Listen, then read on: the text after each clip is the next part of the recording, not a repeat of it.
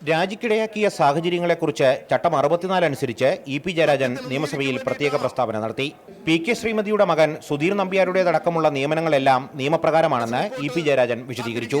റിയാബിന്റെ പാനലിൽ നിന്നാണ് നിയമനങ്ങൾ നടത്തിയത്. റിയാബ് ഇന്റർവ്യൂ നടത്തി തയ്യാറാക്കിയിട്ടുള്ള പാനൽ, ആ പാനലിന്റെ അടിസ്ഥാനത്തിലാണ് നിയമനം. ഒരാളെയും നിയമവിരുദ്ധമായി നിയമിച്ചിട്ടില്ല. ചരിത്രത്തിലില്ലാത്ത തരത്തിൽ മാധ്യമങ്ങൾ തന്നെ വേട്ടയാടി.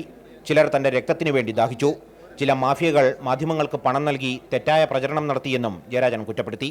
നിങ്ങൾക്ക് എന്നെ വേട്ടയാടൽ രക്തത്തിന് വേണ്ടിയാണല്ലോ ദാഹിച്ചത്, അത് വേണേ കുറച്ച് തരാം. പക്ഷേ ഈ രാജ്യത്തിന് വേണ്ടിയാണ് ഞാൻ പോരാടുന്നത്. വാർത്ത എല്ലാ മാധ്യമങ്ങളിലും ഒരേ വാർത്തയല്ലേ, തയ്യാറാക്കി കൊടുക്കുകയല്ലേ. മാധ്യമങ്ങൾക്ക് മുഴുവൻ പണം കൊടുത്തിട്ടാണ് ഈ പ്രചാരണം സംഘടിപ്പിച്ചത്. അകത്തുനിന്നും പുറത്തുനിന്നും തനിക്ക് ഭീഷണിയുണ്ടായിരുന്നുവെന്ന ജയരാജന്റെ പരാമർശത്തിൽ പ്രതിപക്ഷം കയറിപ്പിടിച്ചു. രാജ്യത്തിനകത്തുനിന്നും പുറത്തുനിന്നുമാണ് ഭീഷണി ഉണ്ടായതെന്ന് തൊട്ടടുത്ത വാചകത്തിൽ ജയരാജൻ വിശദീകരിച്ചു. അകത്തുള്ളവരും പുറത്തുള്ളവരും കൂടാലോചന നടത്തിയാണ് ഞാൻ പുറത്തു പോയത്. അപ്പോൾ കോടിയേരി ബാലകൃഷ്ണനാണോ ഇ.പി. ജയരാജനെതിരായി ഗൂഢാലോചന നടത്തിയത്? അപ്പോൾ മാർക്സിസ്റ്റ് പാർട്ടി ഈ കാര്യം വിശദീകരിക്കേണ്ട ഒരു കാര്യമാണ്. ഇ.പി. ജയരാജന്റെ രാജിയോടെ നിയമസഭയിൽ മന്ത്രിമാരുടെ സീറ്റുകളും മാറി.